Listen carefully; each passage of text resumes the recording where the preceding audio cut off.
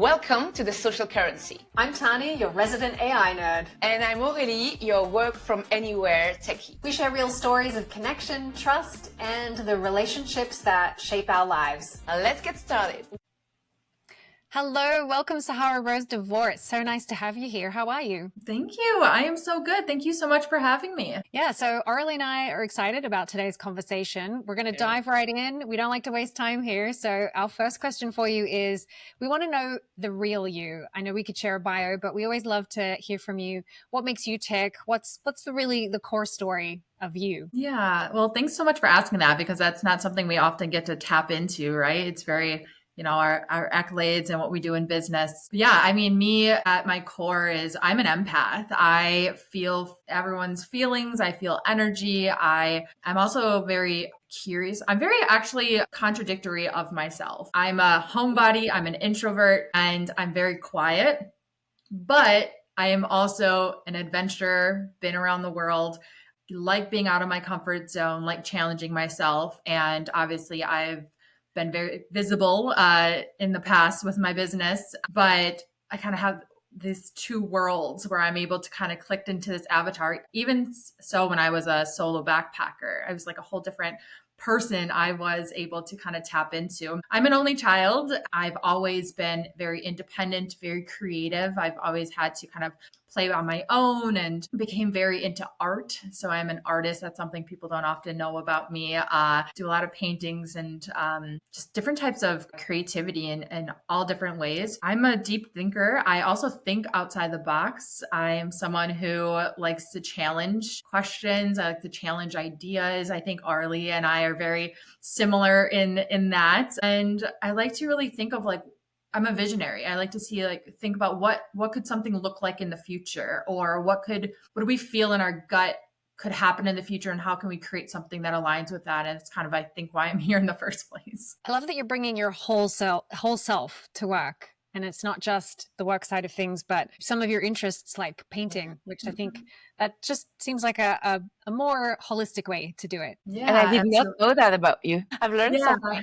It's something I don't often. I actually was supposed to go to school for art and decided to drop out my last year of high school because I didn't want to go to college to do art and be forced to do art. And so it's something I've always done growing up and turned to for my own healing journey too. So we call this podcast The Social Currency, and something that the team here at Temoji that we're really try to build and help people build is their social capital. So we think that this is pretty much like almost the invisible currency behind opportunities, behind all the connections that you build, behind pretty much what you've just said, behind inventions, being able to voice your opinion, gain the confidence. So the first question is, what does social capital mean to you? How would you describe it? Yeah, I would say it is, those relationships that you build and the value that you're exchanging with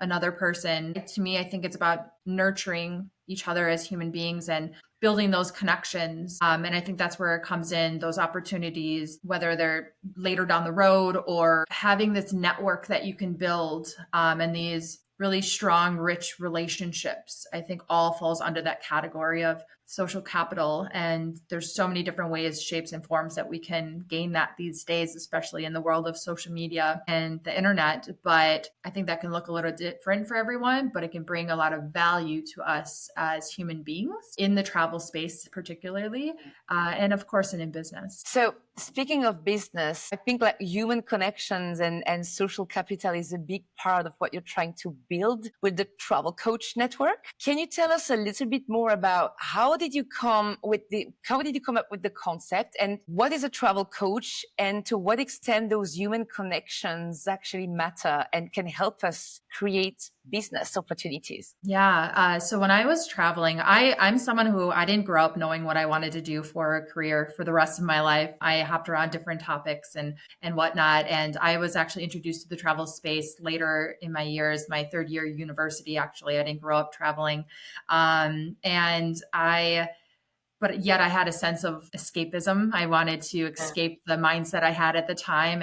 I was 22 years old and graduated university. I didn't know who I was and what I wanted out of life. And what happiness looked like to me. And as we know, we can have these escapes or getaways, we like to call them. But really, I was, trying to get away from myself at the time and didn't know where I was going towards, but fell in love with what travel was doing for me. And I had tens of thousands of conversations with other travelers throughout the 10 years of traveling solo to 84 countries. And I was really gaining a deep understanding of what travel was doing for us on a human level and in such unique ways. And at the same time, I paid attention to what was happening in the online space, the impact it had on the tourism industry and the travel industry in general. There was trends like, the rise of remote work and digital nomadism at the time. Everyone thought, a digital nomad was this, careless millennial who didn't want to work anymore or whatnot. And I found that all being important. I said, why aren't companies paying attention to this? Obviously, if people are interested in this now, it's only going to get stronger. I also was wondering why the tourism industry wasn't reflecting the emotional and personal approach that we as humans have towards travel. And instead, I saw very generic marketing. And so with all of these thoughts, I still yearned for something that I could do that had more meaning to me in the way that I empowered and helped other people through travel. And I didn't know for a long time what that could be. So I gave myself the age of 30. I said, when I'm 30, I'll figure out my life, right? So I don't know why I said 30, but I enjoyed my travels and 30 came about. It's the first time I bought a laptop for the first time and sat in my hostel communal area and started researching an online business, what to do, what are people doing, and came across the coaching world. And something inside me and my gut clicked. And I was like, I want to be a travel coach and I want to focus in wellness and business travel. And that's where, I built my connections through that. But soon after that, people were asking me like, what's a travel coach? Like, where'd you learn about that? And again, I had this gut instinct to, there wasn't a place. I didn't even Google it. Nothing was popping up. And it's my personality to run towards versus to run away and to do something different than what others are doing. And I started the Travel Coach Network from there. And now it's this global community of other people. Yeah, they're travel coaches and building their travel coaching business, or they're travel agents combining travel coaching, retreat leaders, whatnot. But at the core of it, it's human beings who understand the value that travel has on us in such unique ways and want to take those stories and those beliefs to guide people on using travel as their own source of transformation or self-discovery or healing or whatever goals and aspirations we have in our life. And we know just how impactful travel can be, whether it's personally or professionally. And so being able to build that network and allow all of these travel coaches around the globe to form their own social capital is something that we take such pride in. So we have a lot of listeners in the corporate travel space. Do you think this applies just as much to corporate as it does to leisure? Because like immediately you can see all of the applications for transformation when it comes to leisure, especially if you're on like this lovely vacation. But how can you apply it to corporate? Absolutely. I mean, and this is what I was doing when I was really focusing on my wellness travel coaching business before the Travel Coach Network really took off, was, educating on these various benefits of wellness, whether it's emotional, social, physical, spiritual wellness benefits that travel can bring for us. And that's also super important in the corporate space, right? If we're sent out on a business trip or a conference or a meeting or whatever it might be, whatever purpose we have for that trip, we need to feel our best. We need to do our best. And there's also so many moments of opportunity for that experience to benefit us, not only personally, but professionally, whether it's the skills that we learned of navigating a new place or learning a new language, understanding a new culture, understanding how business is done in other places, but also for us to manage our own stress and our own anxiety. I mean, there was a massive burnout epidemic happening during pre-pandemic that, caused so many different issues, that's all impacting how people perform on the road, right? So why not take this information that exists out there on how beneficial travel can be on us on all these different levels and give the business travelers little nuggets of information and tips and ways for them to incorporate some of that, no matter how big or small that might be, into their own journey.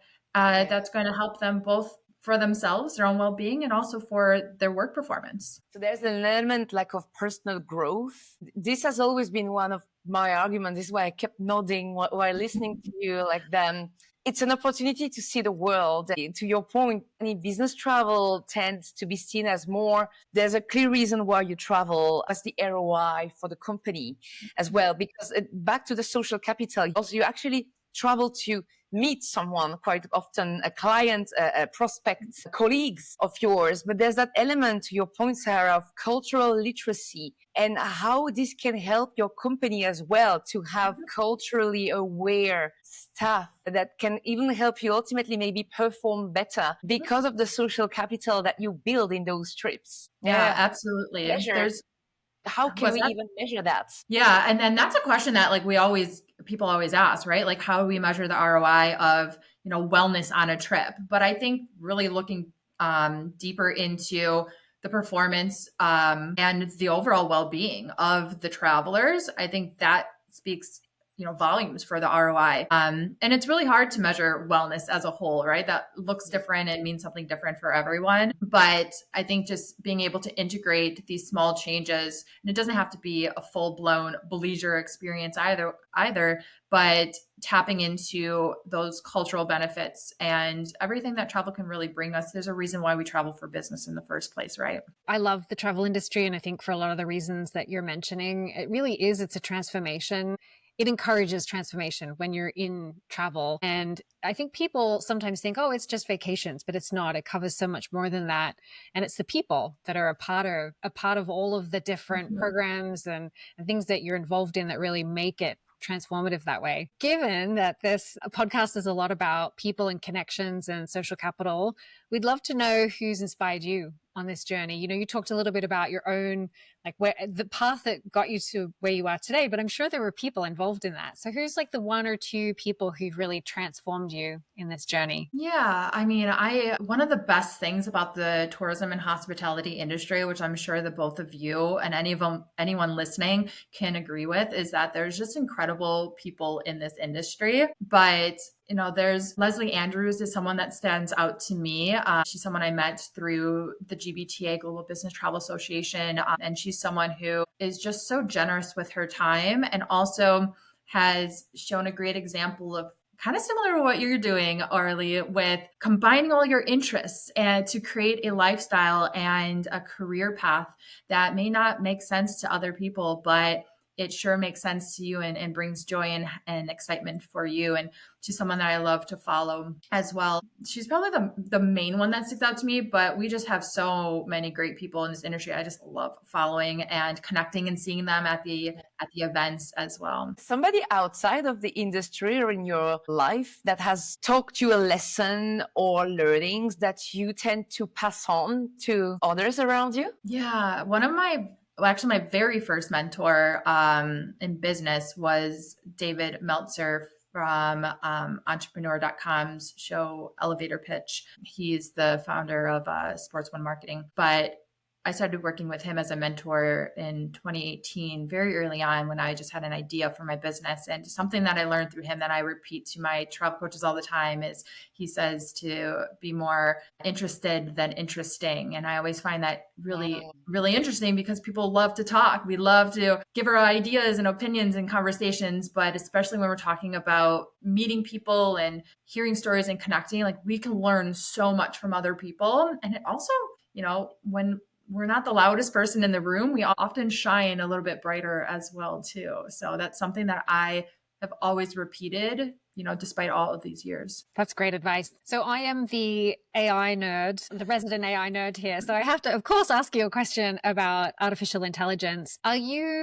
applying AI in any areas of your business? Are you finding it's helping? Or do you find that the human connection is more important and you don't rely on AI? Because I feel like you can go in both different directions. Yeah. When it comes to myself as the business owner, AI is an amazing tool and something I talk to my travel coaches all the time about implementing, whether that's from content creation, whether it's from creating an itinerary for an event or whatever it might be. I use it for translations as we grow or expand our programs. So there's so many different things that I use it for. AI in the sense of the travel industry. I think there's a little bit of a blurred line or a question in the sense of it is a great tool, or can be a great tool, to build itineraries or whatever it might be. But something I've always believed in, and this is, at the heart of the Travel Coach Network, is that travel is so personal and so emotional. And so I'm excited to see, and maybe I'll be the person driving this one day, but seeing how we can continue to keep integrating that emotional standpoint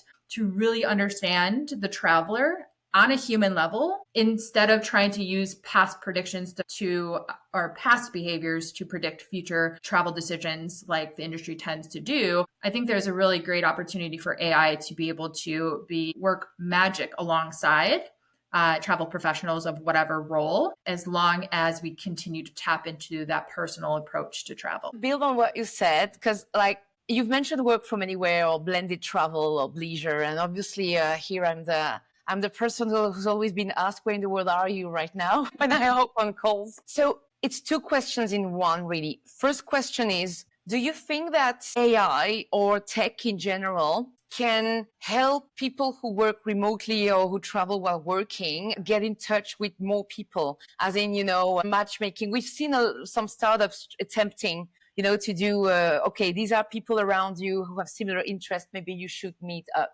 And the second question that linked is, in your travel coach network, so you have so many different type of coaches. And what I hear a lot around me as well, it's a bit of a career coach / helping people who want to build a career for themselves and being a digital nomad, location independent. Do you think that here as well, tech could accelerate this trend? And again, travel being that glue, enabling social connections in here? Yeah, I think travel tech tech itself can be a really powerful tool for building connections. We're seeing already, in the social media space and different apps, whether it's just, there's dating apps, but not dating apps. There's like friends, social group apps that connect you with people in a certain area. I think that has a lot of potential to grow. I think people also tend to find connection online and in a virtual space, maybe more so than they do in a face-to-face world these days too.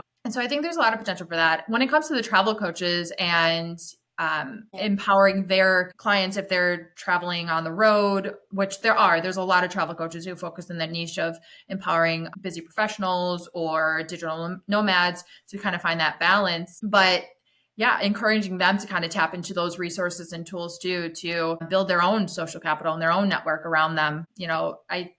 I don't know if there's necessarily like a tool or platform that stands out the most to me with that, but I'm sure there's one coming. Probably. So Sahara, we like to keep these kind of short and snappy. Are there any question we didn't ask you, but we should have, like something about your business or any kind of words of wisdom that you want to share with us? Yeah, I think like the main question people always ask me is like, what is a travel coach in the first place? So if we're talking about travel coaching, people's minds automatically go to travel agent, travel advisor, someone who plans and books trips for people. And that was actually the industry that had nothing in mind and nothing in common with when I was trying to figure things out. So under the definition of the Travel Coach Network, a travel coach is someone who helps people bring awareness to their own why for travel, set intentions for their trips, and then really using travel as a tool for what I call the toolkit of life. So whether that's transformation, healing, clarity, self-discovery, all of these goals and aspirations that we really turn to travel in the first place. And so I'm excited to see, it's always been luring in the back of my mind of integrating, combining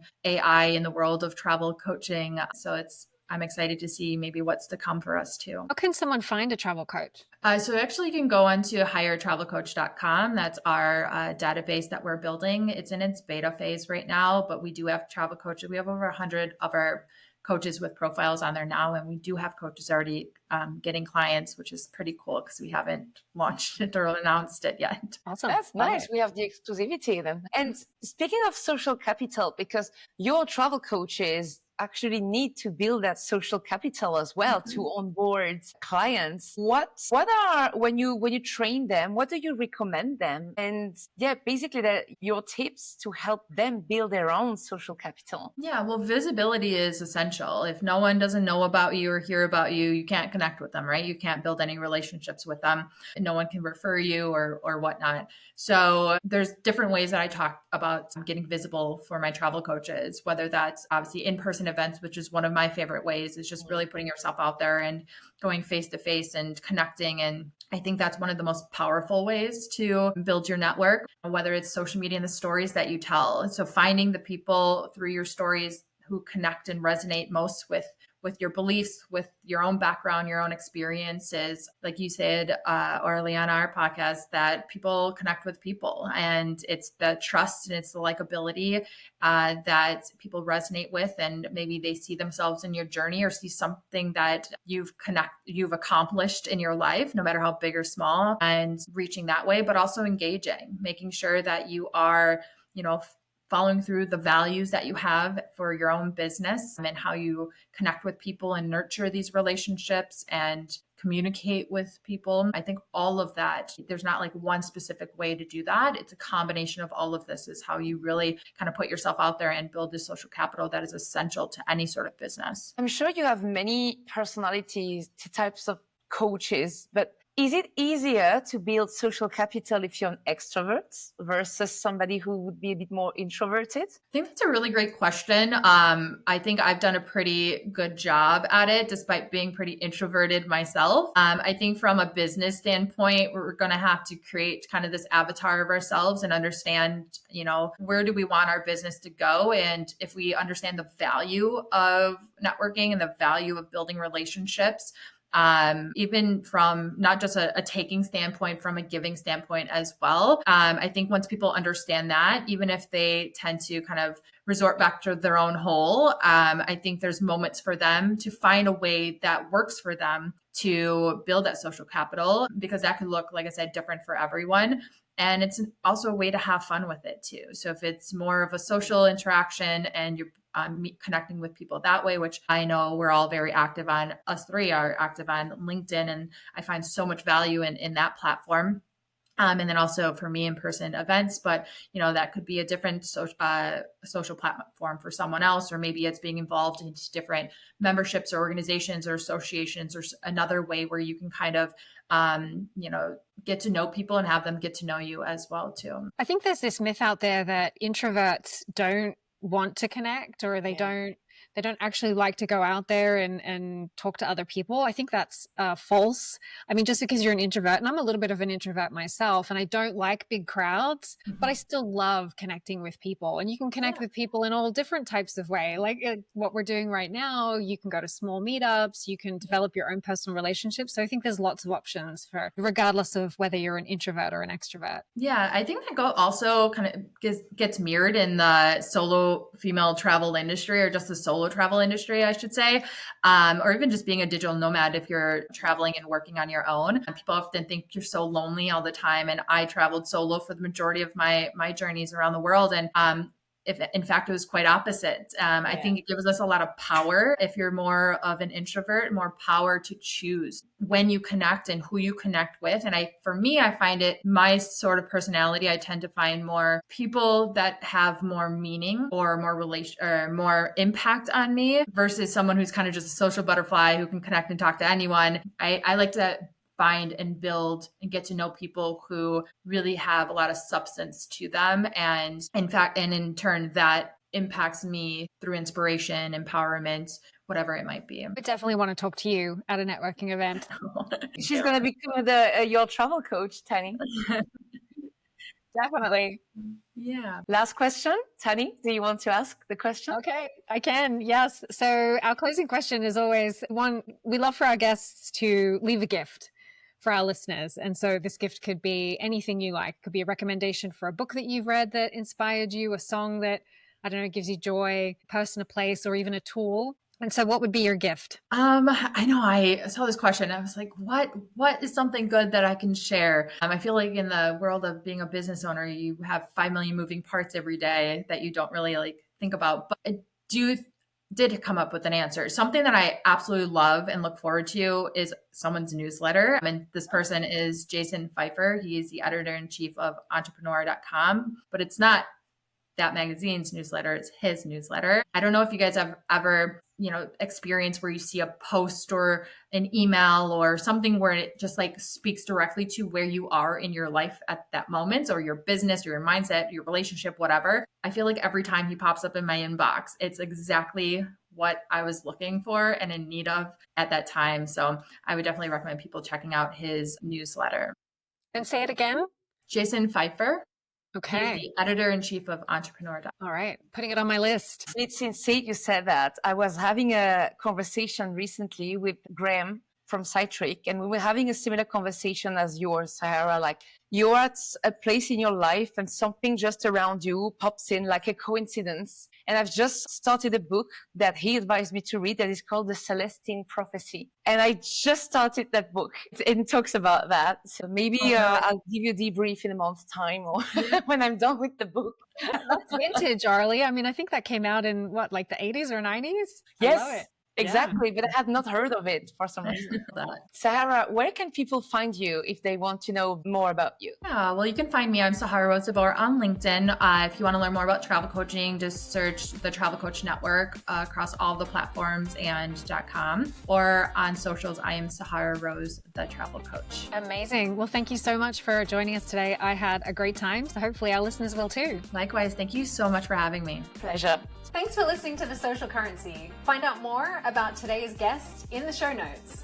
If this story resonated with you, share it with your people, subscribe, and leave a review. And most importantly, reach out to someone who made a difference in your life. Because this is how we grow our social capital. Until next time. Whew.